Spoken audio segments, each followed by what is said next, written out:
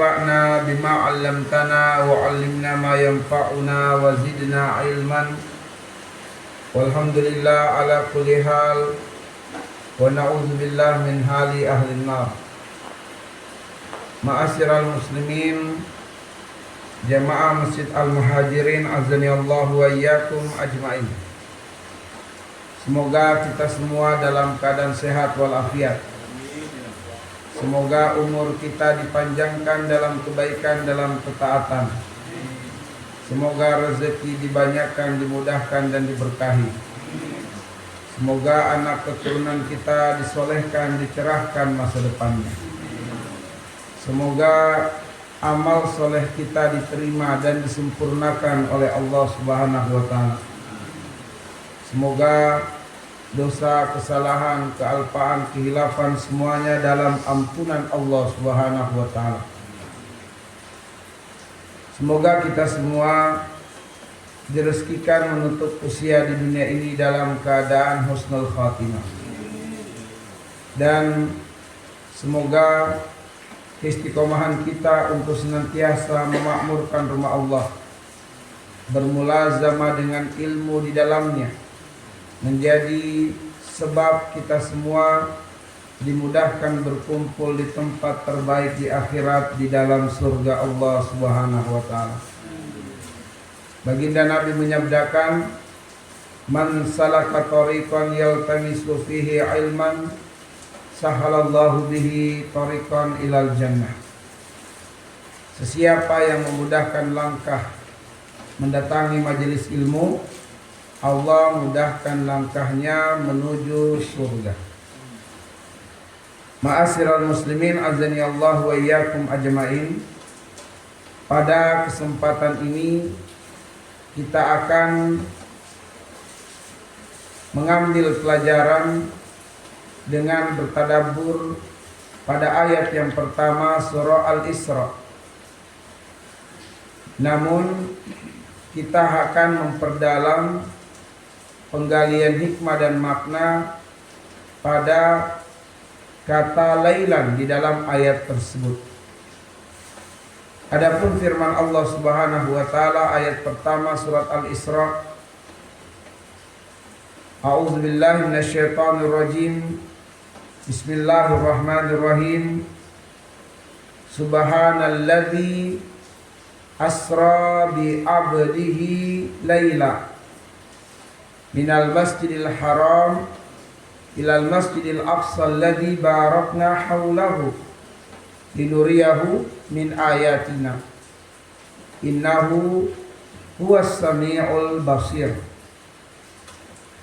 Arti dari ayat yang mulia ini, Subhana, Maha Agung, Maha Suci Dia, yaitu Allah Azza wa Jalla, alladzi asra, yang telah memperjalankan di malam hari, bi abdihi, seorang hambanya, lailan, benar-benar di suatu malam, minal masjidil haram ilal masjidil aqsa, dari masjidil haram yang ada di Mekah ke masjidil aqsa yang berada di Yerusalem, alladzi barakna haulahu, yang kami berkahi sekelilingnya, linuriyahu, untuk kami perlihatkan kepadanya, min ayatina, di antara tanda-tanda kebesaran kami.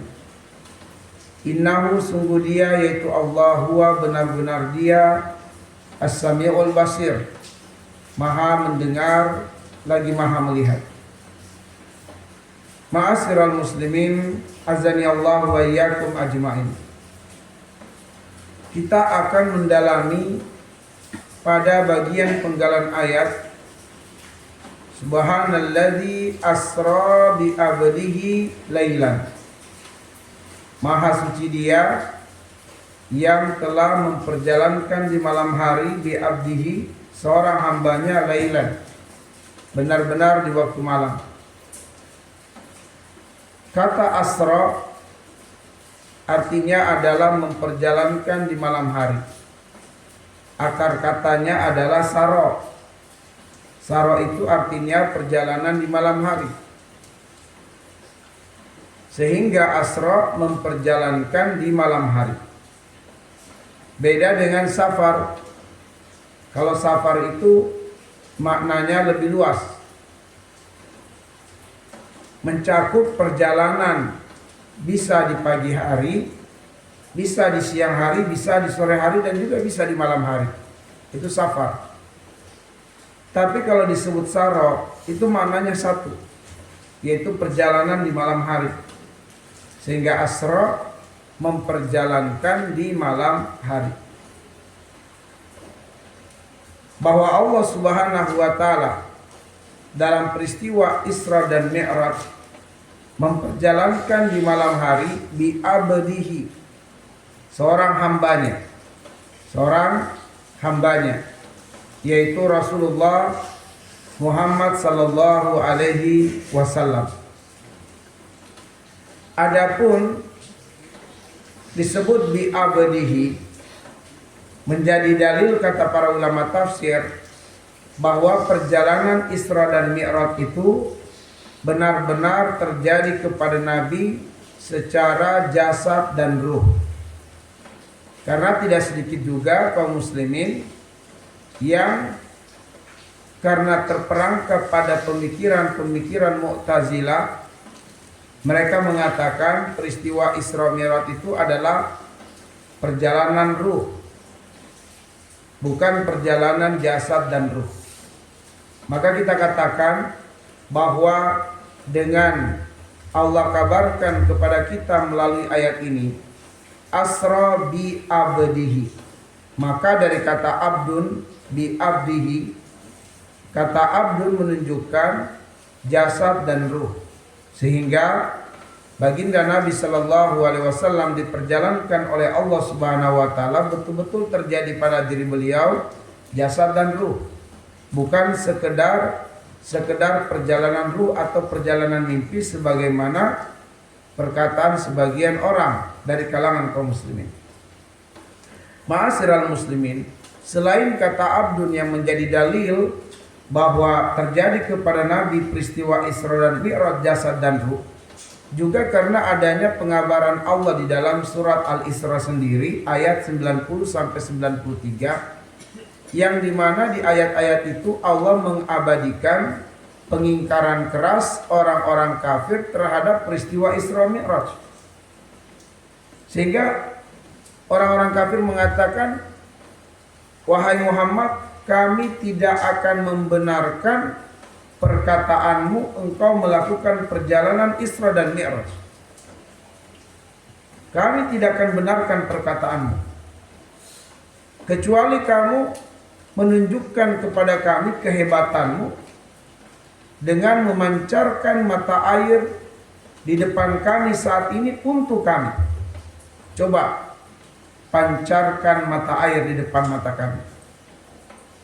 Wahai Muhammad, kalau sekiranya kamu memiliki kebun kurma, kebun anggur, coba kamu alirkan sungai-sungai di sekitarnya. Bukankah pengakuanmu dalam peristiwa Isra dan Mi'raj itu menembus 7 lapis langit? Coba kamu perlihatkan kepada kami kepingan langit. Bukankah dalam pengakuanmu engkau bertemu dengan Allah Subhanahu wa taala dalam peristiwa Mi'raj? Coba kamu datangkan Allah supaya kami lihat. Bukankah pengakuanmu ditemani oleh malaikat? Coba engkau hadirkan malaikat supaya kami lihat. Hadirkan di depan kami Allah dan malaikat. Kami pengen ketemu. Wahai Muhammad, andaikan rumahmu terbuat dari emas, intan, berlian, permata, tetap saja kami tidak akan membenarkan perkataanmu melakukan pendakian ke langit. Kenapa orang kafir begitu ingkar dengan peristiwa Isra dan Mi'raj? Karena menurut mereka, dengan pengalaman mereka, waktu yang dibutuhkan untuk melakukan perjalanan dari Mekah ke Masjidil Aqsa dengan kendaraan tercepat pada saat itu, yaitu dengan kuda perang, membutuhkan waktu perjalanan 1 bulan. Itu baru pergi. Untuk balik dari Masjidil Aqsa kembali ke Mekah membutuhkan perjalanan 1 bulan lagi. Berarti 2 bulan perjalanan bolak-balik. Itu dengan kendaraan tercepat di masa itu. Kalau dengan unta bisa 2 kali lipat. Nah, mereka tidak membenarkan karena Nabi menyampaikan kepada mereka bahwa aku diisrakan, yaitu melakukan perjalanan dari Masjidil Haram ke Masjidil Aqsa kurang dari 1 malam.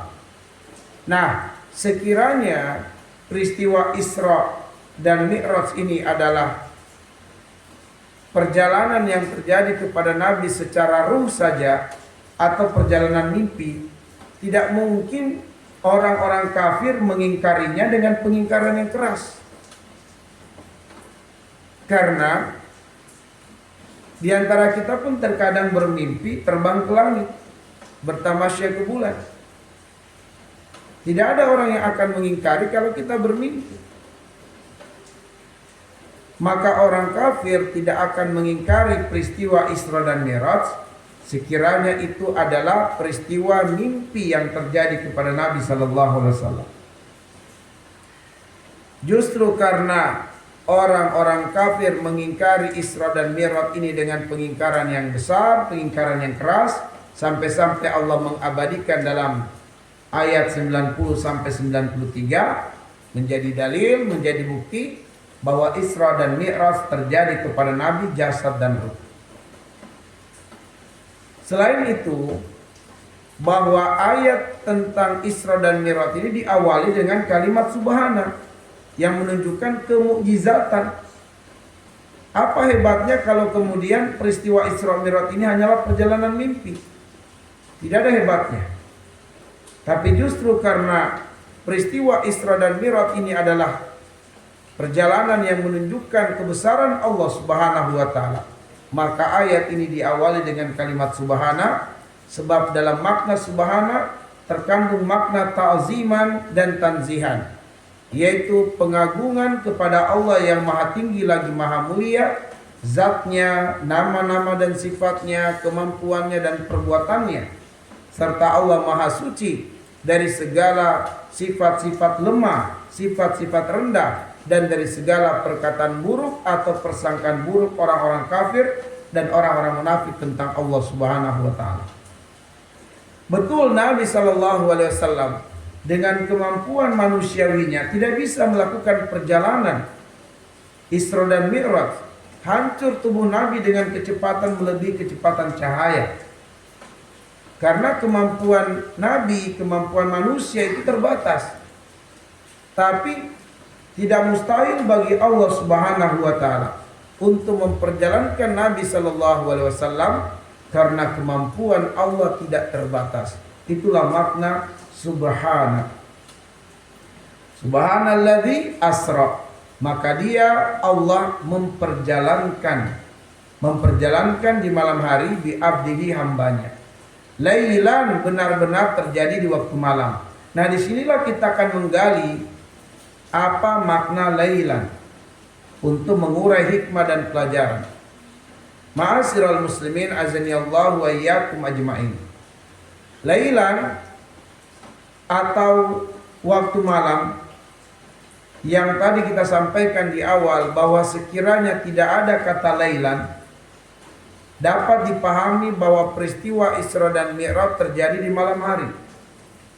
Bukan di pagi hari, bukan di siang hari, bukan di sore hari. Kenapa? Karena Allah menggunakan kata asra, telah memperjalankan di malam hari. Lalu Allah menambah penekanan, penegasan lailan, benar-benar ini terjadi di waktu malam. Berarti ada pesan tersirat dari kata lailan yang harus kita renungkan. Ma'asyiral muslimin, ada 2 makna lailan di dalam ayat ini. Makna yang pertama adalah makna hakiki atau makna yang sebenarnya. Dan makna yang kedua adalah makna majas atau makna kiasan.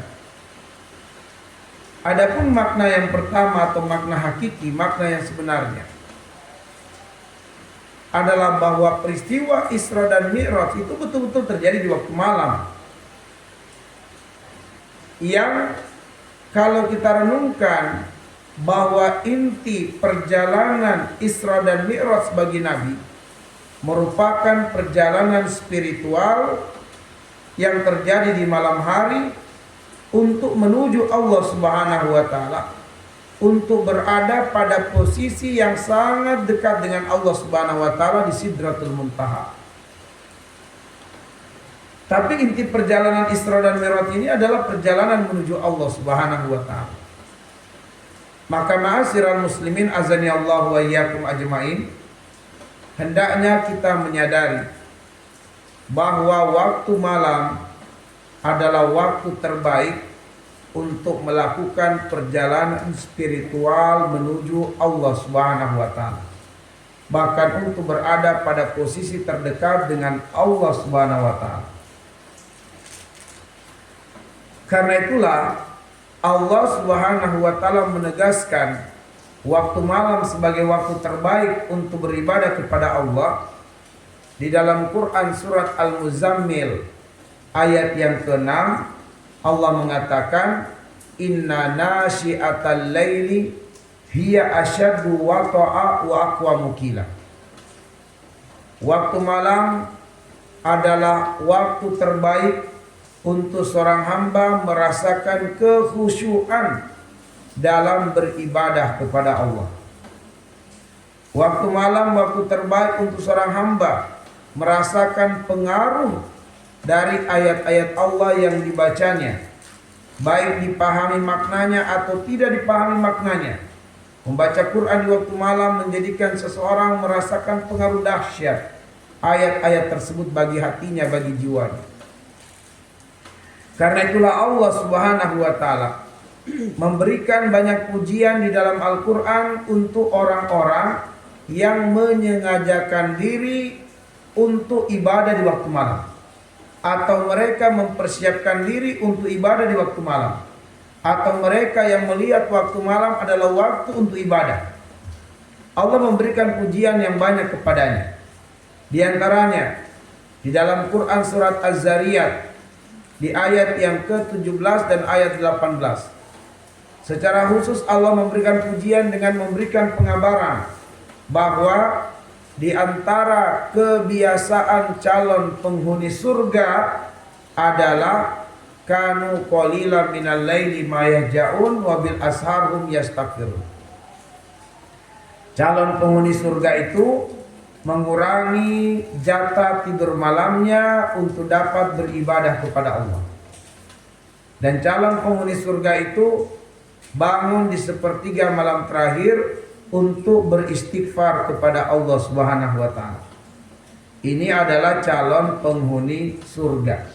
Kebiasaannya di dunia mengurangi jatah tidur malamnya dengan mengisi malamnya dengan ibadah kepada Allah, dan di akhir malam dia bangun untuk istighfar kepada Allah Subhanahu wa taala.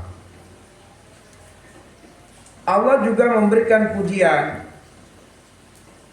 bahwa orang-orang yang bangun qiyamul lail itu adalah orang-orang yang sangat tamak untuk mendapatkan rahmat Allah, sangat bergairah untuk mendapatkan sebanyak-banyaknya kebaikan-kebaikan dari Allah. Allah mengatakan di dalam Quran surat As-Sajdah ayat 16, tatajafa junubuhum 'anil madaji'i yad'una rabbahum khaufan wa tama'a wa mimma razaqnahum yunfiqun. Mereka menjauhkan lambung-lambungnya dari tempat-tempat tidurnya karena ketamakan mereka untuk mendapatkan rahmat Allah. Jadi ma'asyiral muslimin, kalau perkara akhirat, perkara ibadah, perkara rahmat, kita itu harus tamak. Tidak boleh merasa cukup. Lain halnya dalam perkara dunia, jangan tamak. Tapi kita harus berjiwa qanaah, merasa cukup. Kita harus tamak. Kita dimudahkan oleh Allah misalnya menjalankan ibadah umrah atau ibadah haji. 5 waktu kita sholat di Masjidil Haram, keutamaannya 100.000 kali lipat dibandingkan kita ibadah di masjid-masjid manapun di Indonesia. Kita pun juga 5 waktu di Masjid Nabawi, di mana di sana kita menjalankan ibadah lebih baik daripada ibadah di masjid-masjid di Indonesia 1000 kali lipat. Jangan kita mengatakan sesampainya di Indonesia saya sudah banyak stok pahala saya, ya, sudah banyak stok saya, walaupun saya nggak sering-sering lagi ke Al-Muhajirin, sudah 100.000 kali lipat setiap satu waktu saya sholat di sana. Jadi kalau urusan ibadah, urusan pahala, urusan rahmat, kita harus tamak. Jangan merasa cukup. Ambil sebanyak-banyaknya, jangan merasa kenyang, jangan merasa puas, jangan merasa cukup. Ambil sebanyak-banyaknya. Beda dengan perkara dunia. Kita harus merasa cukup. Nah, Allah memberikan pujian bahwa yang menyengajakan diri bangun di malam hari untuk ibadah, itulah orang-orang yang tamak terhadap rahmat Allah Subhanahu wa ta'ala. Ya. Dan mereka merasa cukup dengan dunia karena mereka menginfakkan hartanya di pagi hari. Kata Allah, tatajafa junubuhum 'anil madaji yad'una rabbahum khaufan wa tama'a wa mimma razaqnahum yunfikun. Mereka tamak mendapatkan rahmat Allah di akhirat dengan ibadah, dan mereka merasa cukup dengan dunia sehingga mereka bisa bersedekah. Kata para ulama bahwa bisa bersedekah itu bukan parameternya banyak harta. Jadi sedekah itu tidak dikaitkan dengan ada harta. Karena si Qarun banyak hartanya tidak bisa bersedekah. Dalam Al-Quran disebutkan akhlaknya calon ahli surga itu adalah selalu berinfak, selalu bersedekah meskipun berkekurangan secara finansial. Kata Allah di surat Ali Imran ayat 134, alladzina yunfikuna fis sarra'i wad dharra. Calon penghuni surga selalu berinfak, jangankan dalam keadaan lapang, dalam keadaan sempit tetap berinfak. Kata para ulama tafsir, apa rahasianya sehingga orang yang menjadi calon penghuni surga itu selalu berinfak, jangankan dalam keadaan lapang, dalam keadaan sempit dia berinfak? Apa rahasianya? Rahasianya adalah karena Allah memberikan rasa cukup di dalam dadanya terhadap dunia. Maka orang yang merasa cukup dengan dunia itulah yang bisa bersedekah. Sebab orang yang tidak merasa cukup tidak akan pernah bisa bersedekah, karena dia merasa kurang-kurang terus. Gimana dia mau berinfak kalau dia merasa kurang? Maka orang seperti itu yang merasa kekurangan terus, kalaupun dia berinfak, dia akan selalu ingat-ingat infaknya. Dia akan selalu hitung-hitungan dengan infaknya. Ya. Karena dia merasa, kata Allah, wa'ata qalila wa'abda. Infaknya sedikit tapi dia merasa sudah banyak berinfak. Nah, jadi ma'asyiral muslimin, bahwa ahli ibadah itu atau orang yang senantiasa menyengajakan diri bangun untuk ibadah di malam hari, maka mereka tamak terhadap akhirat dan merasa cukup dengan dunia. Bukti dia merasa cukup dengan dunia, dia selalu berinfak. Selalu berinfak keesokan harinya. Lalu Allah juga memberikan pujian di dalam surat Al-Isra ayat 79, bahwa orang yang menyengajakan diri untuk ibadah itu berada pada kedudukan yang tinggi dekat dengan Allah. Kata Allah, wa minal laili fatahajjat bihi nafilatan laka asa ayyabasaka rabbuka maqaman mahmuda. Di waktu malam bangunlah untuk qiyamul lail sebagai ibadah tambahan selain wajib. Dengan mengerjakannya Allah angkat derajatmu ke kedudukan terpuji. Kata Ibnu Abbas, maqaman mahmuda artinya kedudukan yang sangat dekat dengan Allah Subhanahu wa taala. Sehingga ma'asyiral muslimin, bahwa apabila kita menyengajakan diri, mempersiapkan diri untuk sholat di malam hari, itulah mi'rajnya seorang mukmin. Karena kata Nabi, as-salatu mi'rajul mu'min, rawahu Muslim. Salat adalah mi'rajnya seorang muslim. Dan kemudian kalau Nabi itu ketika bermi'raj berada pada posisi yang sangat dekat dengan Allah disebut dengan Sidratul Muntaha, maka di dalam sholat Sidratul Muntahanya adalah sujud. Kata Nabi dalam riwayat Imam Muslim, aqrabu ma yakunul abdu min rabbih fa huwa sajidun fa aksiru ad-du'a'u fihi.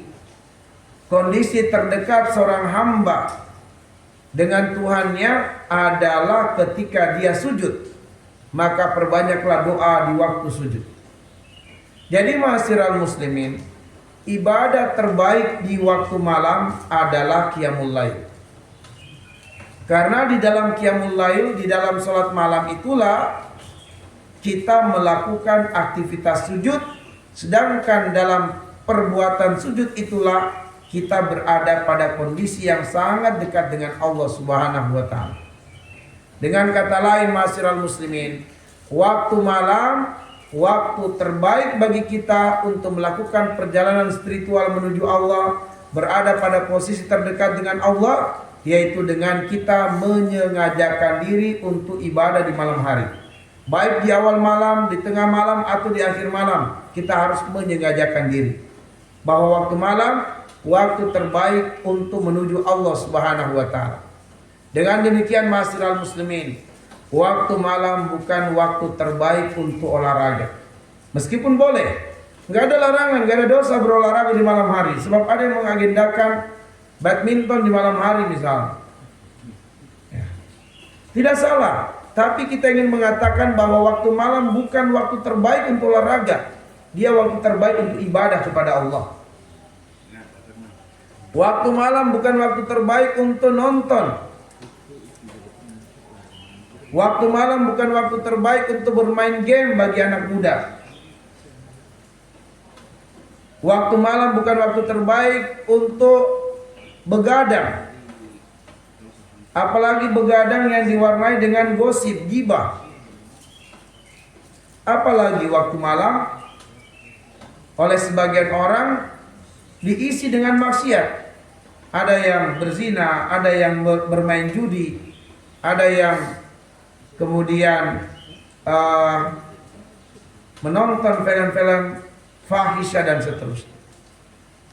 Maka ma'asyiral muslimin azani Allah wa iyyakum ajmain, waktu malam waktu terbaik untuk ibadah.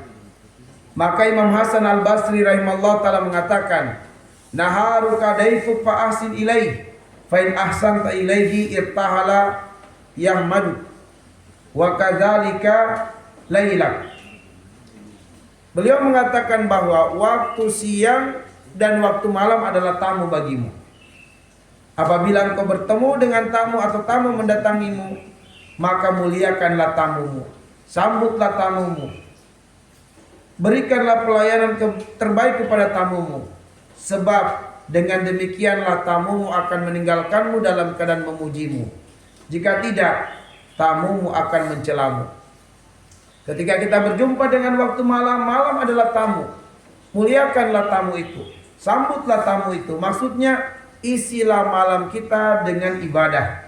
Sebab dengan datangnya pagi esok hari, malam akan pergi berlalu meninggalkan hidup kita, tidak akan pernah lagi kembali.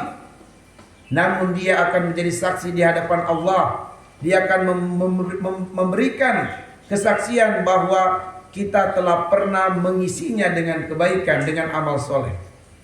Tapi manakala kita berjumpa dengan malam lalu kita anggap malam adalah waktu untuk bermaksiat, waktu untuk berbuat sia-sia, maka malam akan membeberkan aib-aib kita kepada Allah nantinya. Maka ma'asyiral muslimin azani Allah wa iyyakum, inilah makna pertama dari lailan, makna hakiki. Bahwa Isra Mi'raj adalah perjalanan spiritual menuju Allah Subhanahu wa taala, dan itu terjadi di malam hari. Maka malam adalah waktu terbaik bagi kita umat Rasulullah untuk melakukan perjalanan spiritual menuju Allah melalui ibadah malam atau qiyamul lail. Mana yang kedua ma'asyiral muslimin, bahwa malam itu sudah tentu menandakan kegelapan. Sedangkan kegelapan itu bisa mengisyaratkan kesedihan yang mendalam. kesunyian dan kesendirian. Maka Nabi Shallallahu Alaihi Wasallam itu sedang ditimpa dengan kegelapan kesedihan. Dikenallah di tahun tersebut sebagai Amul Huzn, tahun kesedihan. Sehingga Allah bermaksud menghibur Nabi, menghilangkan kesedihannya melalui peristiwa Isra dan Mi'raj. Nah, ma'asyiral muslimin, apa kesedihan yang terjadi atau yang menimpa Nabi Sallallahu Alaihi Wasallam? Ada 3 kesedihan mendalam yang terjadi kepada Nabi Sallallahu Alaihi Wasallam. Kesedihan yang pertama adalah wafatnya istri tercinta Khadijah radhiyallahu anha. Ketika sakaratul maut, Khadijah menangis. Suaminya tercinta Rasulullah Sallallahu Alaihi Wasallam bertanya kepada Khadijah, wahai istriku Khadijah, adakah tangismu ini adalah karena hartamu telah habis, telah aku gunakan di jalan dakwah? Apakah engkau menangis karena engkau saat ini menjadi miskin? Maka Khadijah radhiyallahu anha menjawab, wahai suamiku, demi Allah, kesedihanku bukan karena aku menjadi miskin, tapi kesedihanku adalah karena aku tidak menemukan lagi sesuatu yang bisa aku persembahkan di jalan Allah Subhanahu wa taala. Jadi Aisyah memberikan keteladanan kepada kita bahwa dalam berinfak jangan pernah lihat apa yang sudah kita infakkan, tapi lihatlah apa yang masih tersisa pada diri kita untuk bisa kita infakkan. Khadijah sangat kaya raya, tapi tatkala menjadi istri dari Rasulullah SAW, dia persembahkan hartanya dan semua potensi dunianya untuk menguatkan Nabi di jalan dakwah. Sampai hartanya habis. Maka dia meneteskan air mata bukan karena hartanya habis, tapi dia tidak menemukan lagi sesuatu pada dirinya untuk dapat dipersembahkan di jalan dakwah. Maka ma'asyiral muslimin azani Allah wa iyyakum ajmain, inilah keteladanan yang luar biasa dari Ummul Mukminin Khadijah radhiyallahu anha.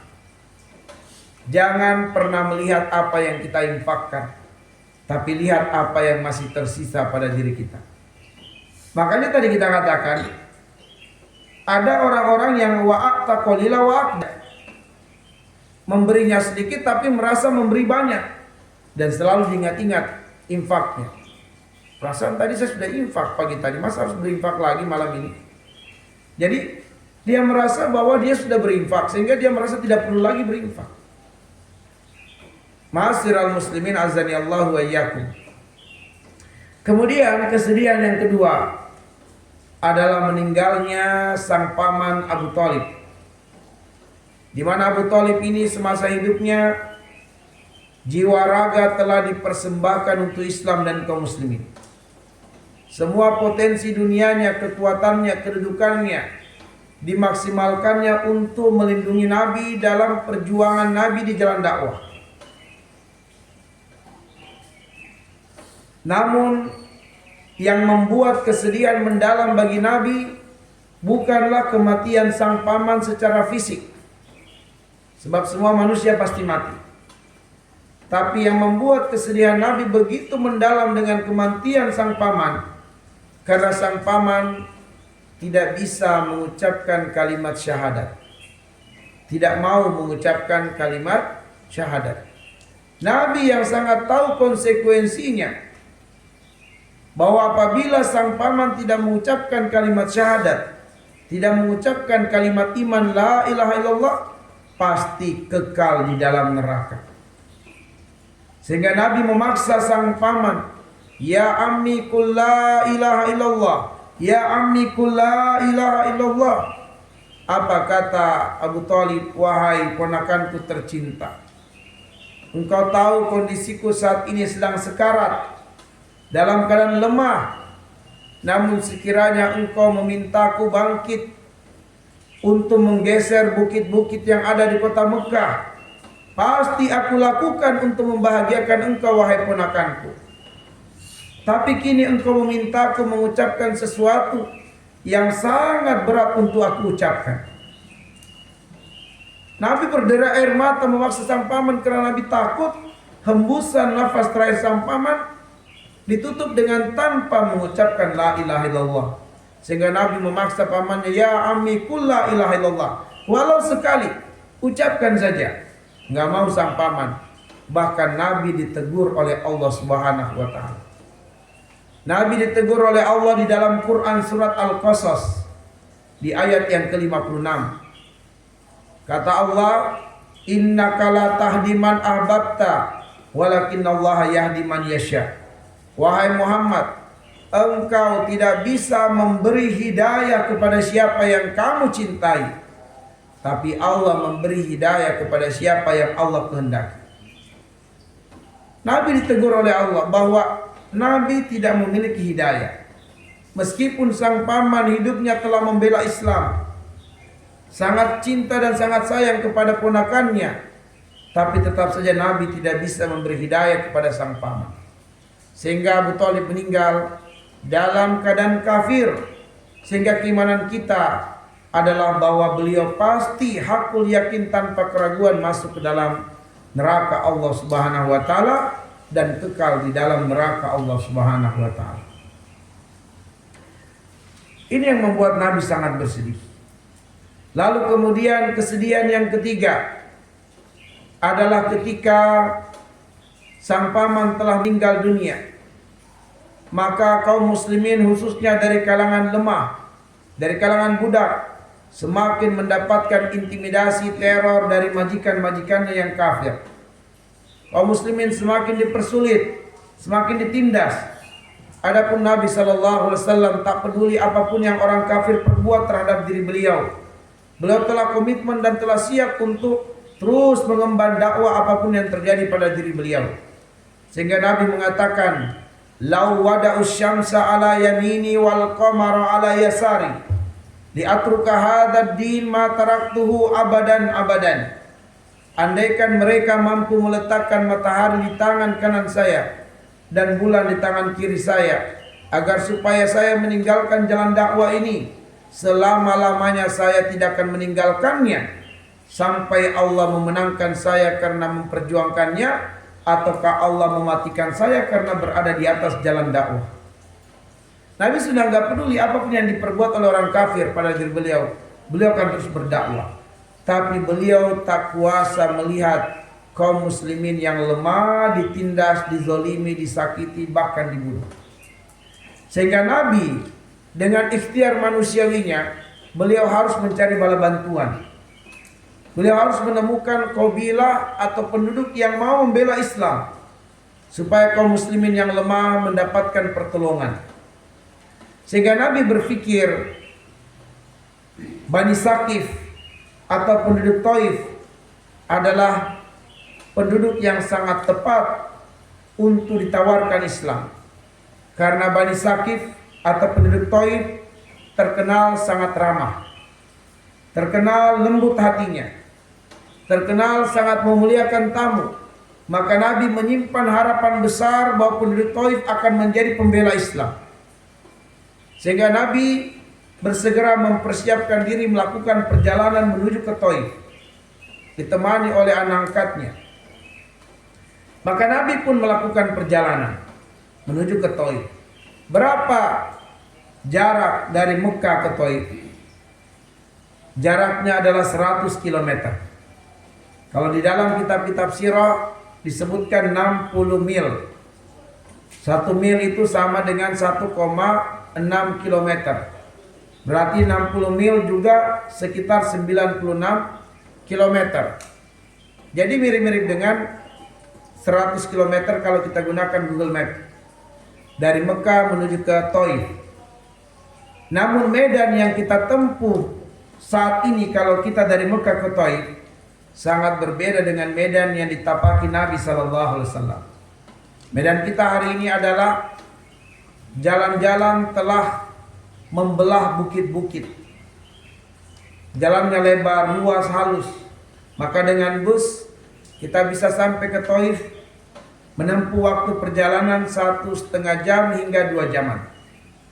Adapun Nabi, perjalanan yang dilakukannya untuk sampai ke Taif dengan berjalan kaki 10 hari 10 malam baru sampai.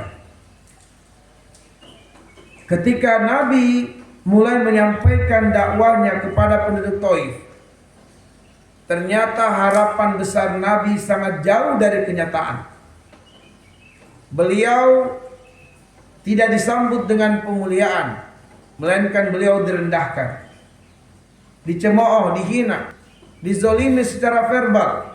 Orang-orang mengatakan, "Oh, kamukah yang dipilih oleh Allah? Apakah Allah tidak salah pilih? Tidak adakah laki-laki yang lebih pantas selain engkau?" Begitu banyak kalimat-kalimat sindiran yang dialamatkan kepada Nabi. Bahkan kemudian Nabi diusir, didorong hingga terjatuh. Dan tidak cukup sampai di situ. Penduduk Taif satu kampung melempari Nabi dengan batu. Satu kampung. Laki, perempuan, tua dan muda, merdeka atau budak, semuanya melempari Nabi dengan batu. Melempari Nabi dengan batu. Ma'asyiral muslimin, kalau saja di perumahan kita atau di komplek kita ada seorang penjahat yang ketangkap karena ingin melakukan aksi pencurian, lalu dipukul oleh massa, yakinilah akan ada beberapa orang yang ibah dengannya. Akan ada orang-orang yang akan melerai massa yang ingin memukul. Hentikan, hentikan, kasihan. Ini hampir mati orangnya. Ada yang akan ibah, ada yang akan melerai. Tapi Nabi SAW ketika dihinakan dan dilempari batu, tak satu pun yang ibah dengan Nabi. Bahkan perempuan yang ada di waktu itu menyaksikan Nabi dilempari dengan batu, mereka pun tidak ada ibah sedikit. Bahkan mereka ikut melempari Nabi dengan batu. Biasanya perempuan lebih peka, lebih lembut hatinya, lebih cepat ibah, tersentuh. Tapi ketika Nabi dilempari dengan batu, mereka tidak ibah sedikit pun kepada Nabi.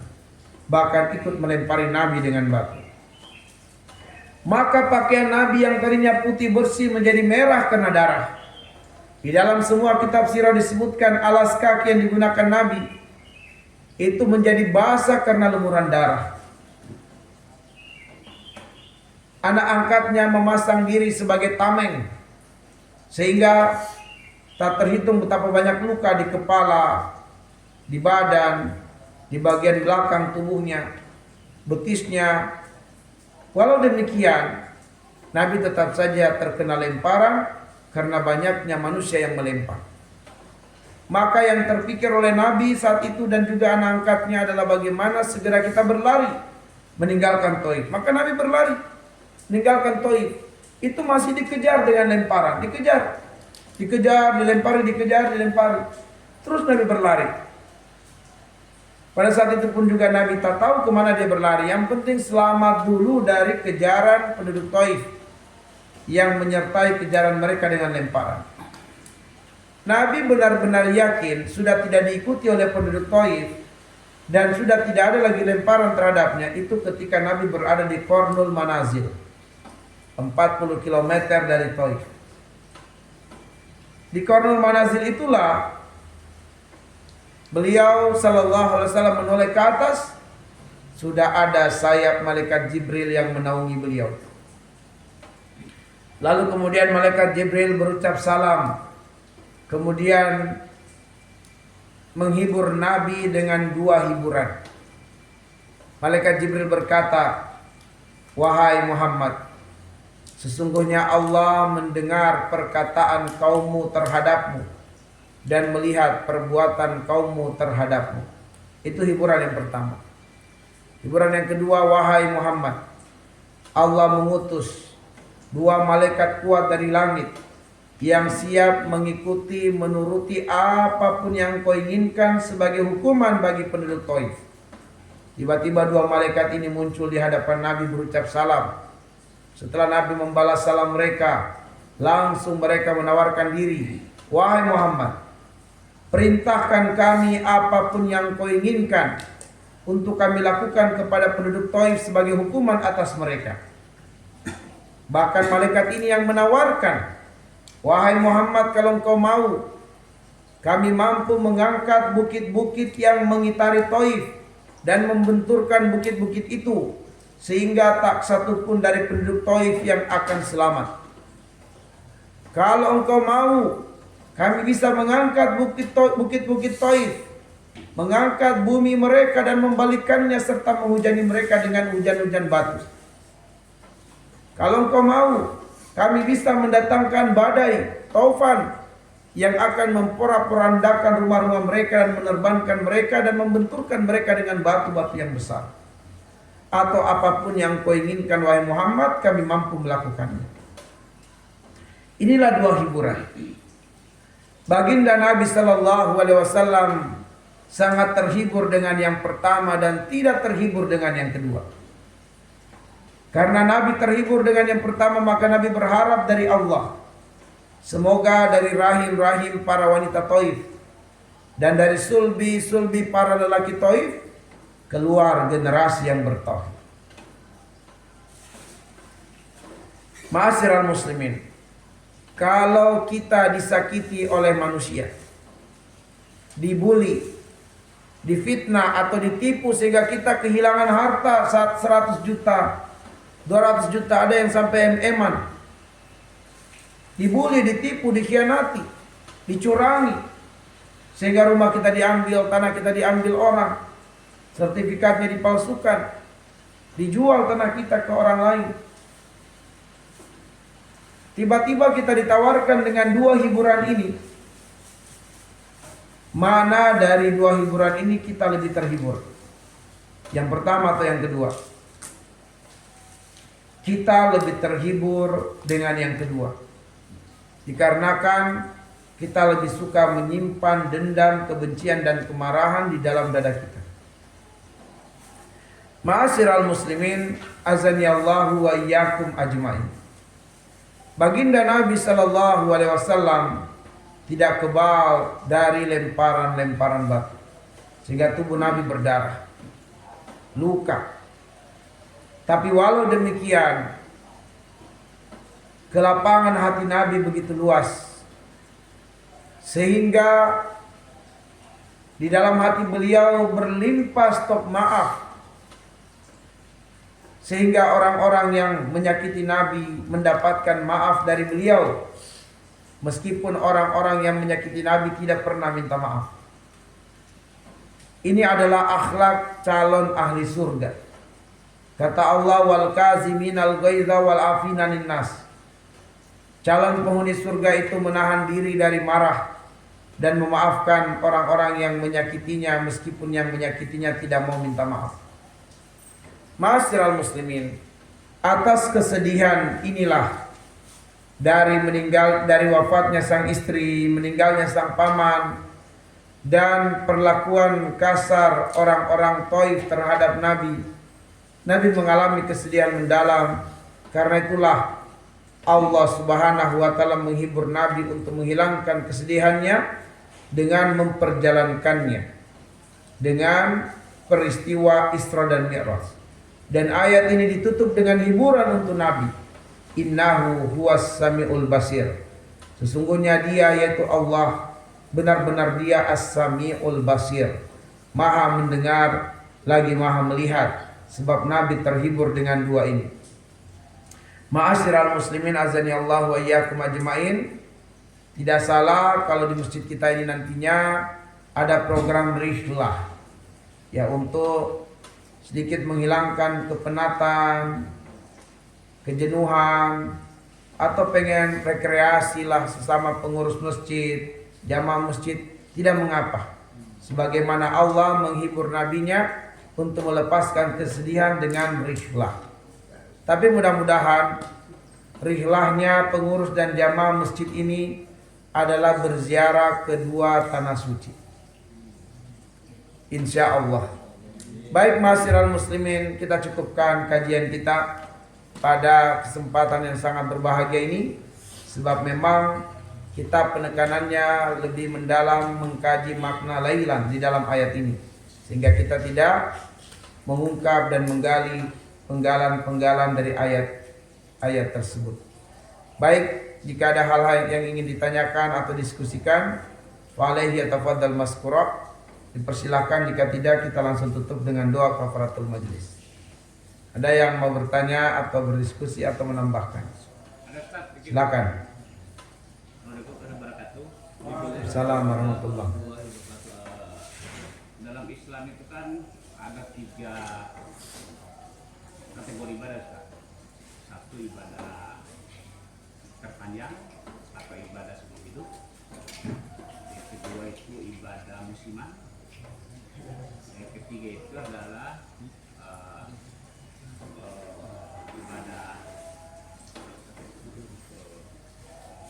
harian. Nah, ibadah harian itu kan bisa sholat, ibadah musiman itu haji, umroh, dan lain. Dan ketiga ini kan ibadah terpanjang, Ustaz. Itu ibadah pernikahan, Ustaz. Masya Allah. Masa panjang. Kalau cerai, Nah, itu dia, Ustaz. Nah, itu gimana, Ustaz, memaksimalkan ibadah terpanjang ini, Ustaz? Ibadah sebelum itu apakah kita harus menambah, Ustaz? Atau dengan memaksimal yang ada, Ustaz? Satu itu misalnya. harus ada bang seret. Ya, itu Ada aja. itu kira Ustaz, itu gimana bagus itu, Ustaz? Misalnya kalau Allah beri rezeki, misalnya, Ustaz. Nah, kalau Allah beri rezeki, ibadah terpanjang itu apa kita maksimal atau cukup kita, ya sudah cukup itu aja satu gitu, Ustaz? Satu aja lah. Baik. Ustaz, terima kasih, Ustaz. Bismillah, alhamdulillah, wassalatu wassalamu ala asyrafil anbiya'i wal mursalin wa ala alihi wa sahabatihi ajma'in, amma ba'du. Allah Subhanahu wa taala di dalam surat An-Nisa itu langsung memerintahkan kita untuk menikahi wanita-wanita yang kita sukai, yang kita ridhoi secara akhlak, agama, dengan langsung menikahi 2 atau 3 atau maksimal 4, dan jika tidak mampu cukup 1. Jadi yang istrinya 1 itu ya tanda tidak mampu. Ya, baik. Nah, dan kebanyakan kita belum mampu, ya. Dan kebanyakan kita belum mampu. Ya. Kebanyakan kita belum mampu. Namun, meskipun kita belum dimampukan oleh Allah Subhanahu wa taala untuk menambah istri, paling tidak yang ada sekarang kita syukuri. Yang ada sekarang kita syukuri.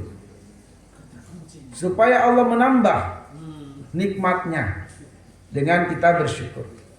Kata Allah, la in syakartum la zidannakum wa la in kafartum inna adzabi lasyadid.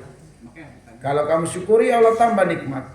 Kalau kamu tidak syukuri, justru bukan nikmat yang bertambah, malah petaka yang terjadi. Nah, karena itulah ma'asyiral muslimin azani Allah wa iyyakum ajmain, bahwa hendaknya kemudian dalam persoalan ini sangat penting menghadirkan niat dan tujuan. Apa sih tujuan kita untuk menikah? Sebab tidak sedikit juga orang karena kegagalan di dalam menentukan tujuan, maka dalam perjalanan nikahnya menemukan jalan buntu yang berakhir dengan perceraian, perpisahan. Inilah pentingnya visi dan misi yang harus ada dan tertanam pada diri seseorang sebelum dia melangkah mengambil pilihan jalan menikah. Harus jelas visinya apa, misinya apa. Semakin terang visi, semakin mampu dia bersabar menjalani misi. Tapi kalau visi berkeluarga tidak terang, tidak jelas, inilah yang sangat mudah gonta-ganti pasangan. Pernikahannya baru seumuran jagung, tiba-tiba cerai. alasannya tidak cocok, alasannya sudah tidak cinta, dan seterusnya. Ya. Ma'asyiral muslimin, cinta terhadap pasangan itu ada dua. Ada cinta mawaddah dan ada cinta warahmah. Cinta mawaddah itu adalah kecintaan kita kepada pasangan kita, di mana kita mendapatkan manfaat dan keuntungan dari pasangan kita. Cinta mawaddah, kita mencintai pasangan kita. Katakanlah kita mencintai istri kita karena kulitnya yang sangat halus, sangat lembut, wajahnya yang sangat cantik, atau dia juga ada harta. Maka kita, ini namanya cinta mawaddah. Kita mencintainya dan kita mendapatkan manfaat darinya. Kita mendapatkan kesenangan darinya. Ini namanya cinta mawaddah. Ya, kita mencintainya dan kita berbahagia karena mendapatkan manfaat sebagai buah dari mencintainya. Ini namanya cinta mawaddah. Tapi tidak cukup sekedar cinta mawaddah, sebab ada cinta yang lebih dahsyat daripada cinta mawaddah, yaitu cinta rahmah. Sebab kalau cinta rahmah adalah kita mencintai pasangan kita meskipun kita dapati padanya kekurangan. Jadi kalau cinta mawaddah itu karena kita mendapatkan manfaat, jadi kita mencintainya. Tapi cinta yang tinggi adalah cinta rahmah. Kita tetap mencintainya meskipun kita tidak mengambil manfaat. Kita mencintainya setelah itu dia tertimpa sakit. Bahkan kita yang harus mengurusnya, merawatnya, menemaninya. Ini namanya cinta rahmah. Cinta rahmah. Sebab tidak sedikit seorang suami karena mendapati istrinya sakit-sakitan tidak bisa melayaninya, maka dia pun menceraikannya, mencari istri yang lain yang lebih bisa melayaninya, memuaskan syahwatnya dan seterusnya. Tidak salah, tetapi disinilah kemudian kita sedang diajari di dalam ayat bahwa cinta kepada pasangan itu jangan semata-mata cinta mawaddah, tapi harus cinta warahmah. Karena betapapun pasangan kita dengan segala kelebihan-kelebihannya, pasti ada kekurangan-kekurangannya. Maka kekurangannya akan kita terima kalau kita kedepankan cinta rahmah. Kita akan bersyukur dengan kelebihannya dan kita bersabar dengan kekurangannya. Inilah yang umumnya melanggengkan ikatan pernikahan. Karena itulah kata para ulama, usia pernikahan bukanlah hitungan angka-angka tahun, tapi usia pernikahan seberapa banyak stok maaf tersedia di dalam dadamu untuk pasanganmu. Kalau tersedia stok maaf yang banyak di hati kita untuk pasangan kita, itulah yang menyebabkan kelanggengan rumah tangga. Tapi kalau stok maaf sedikit, menipis, inilah yang pada akhirnya usia pernikahan sangat-sangat mudah sekali. Sangat mudah usia pernikahannya. Baru satu anak sudah cerai. Bahkan cerainya tidak baik-baik. Cerai dibenarkan, tapi Allah menyuruh cerai dengan baik-baik. Ini seringkali perceraian terjadi, tapi justru musuh setelahnya. Saling musuhan. Bahkan saling sihir menyihir. Demi supaya melihat mantan pasangannya menderita hidupnya. Na'udzubillahi min dzalik. Inilah orang-orang yang kehilangan visi dan misi dalam menjalani kehidupan rumah tangga, sehingga dia tidak bisa menjalankan ibadah yang panjang tadi. Ya. Kalau dia memahami visi dan misi, maka dia menjalankan ibadah panjang. Kita seperti ini, ibadah kita, karena kita punya pasangan. Kita punya pasangan. Kita jalankan peran kita, walaupun tidak berada di sisi istri kita, kita sedang menjalankan ibadah sebagai suami. Ya, dengan apa? Kita mencari maisha, kita baguskan akhlak kita dan seterusnya. Baik, itu untuk pertanyaan yang pertama. Ada yang lain? Ya. Waalaikumsalam warahmatullahi wabarakatuh. Di awal uraian tadi kan pengingkaran kafir Quraisy musyrik di Mekah terhadap perjalanan Muhammad dan sampai Islam.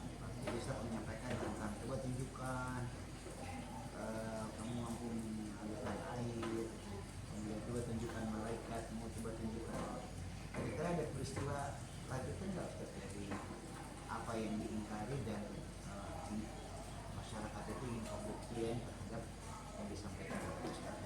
Iya, jadi di dalam surat Al-Isra ayat 90 sampai 93 atas pengingkaran dan keraguan orang kafir terhadap peristiwa Isra Mi'raj itu, Allah perintahkan nabinya, "Qul," katakan wahai Muhammad kepada mereka sebagai bantahan, sebagai jawaban, "Qul subhana rabbi."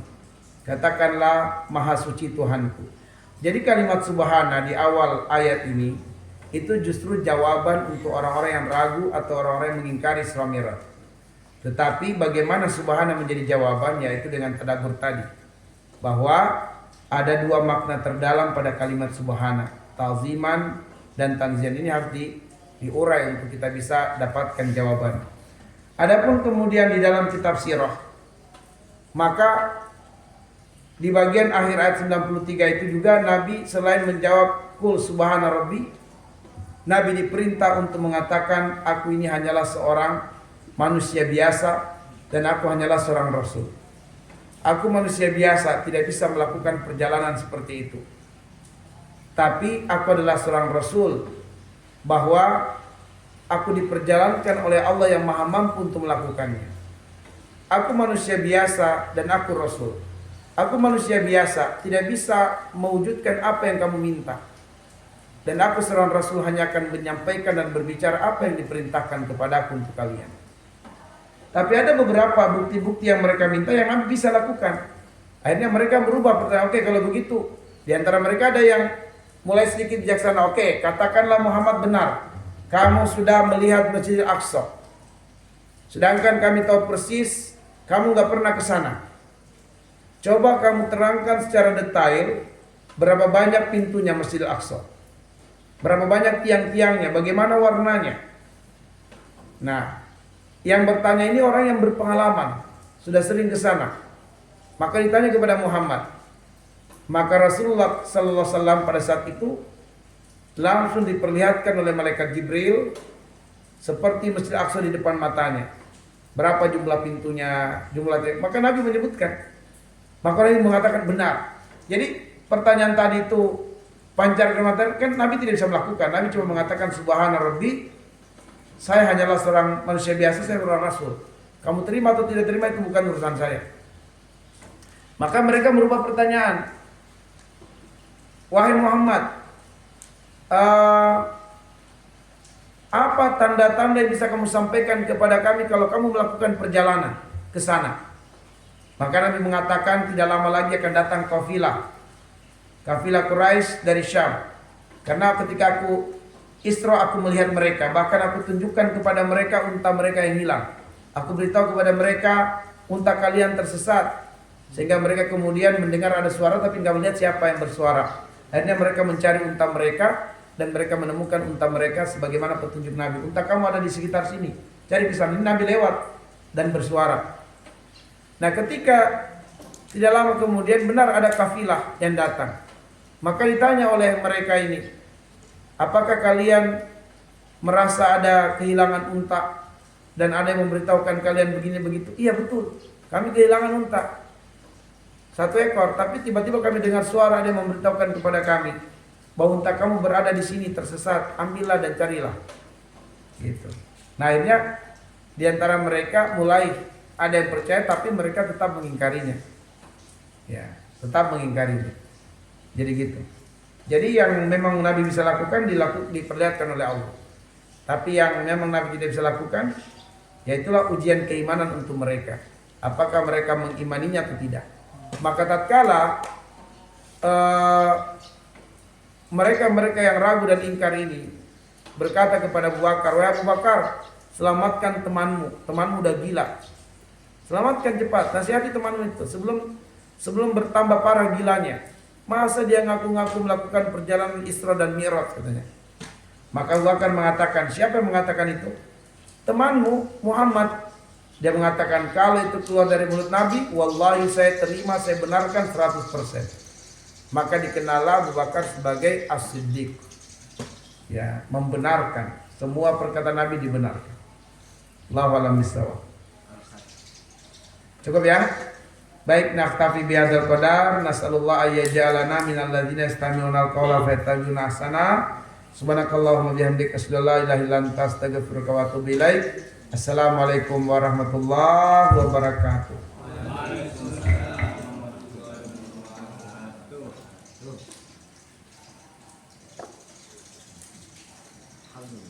Jadi Syukuri kita ditambahin. ya dimaksimalkan. Ditambahin sama Bersyukur dulu satu. Yang masalah Mas bisa.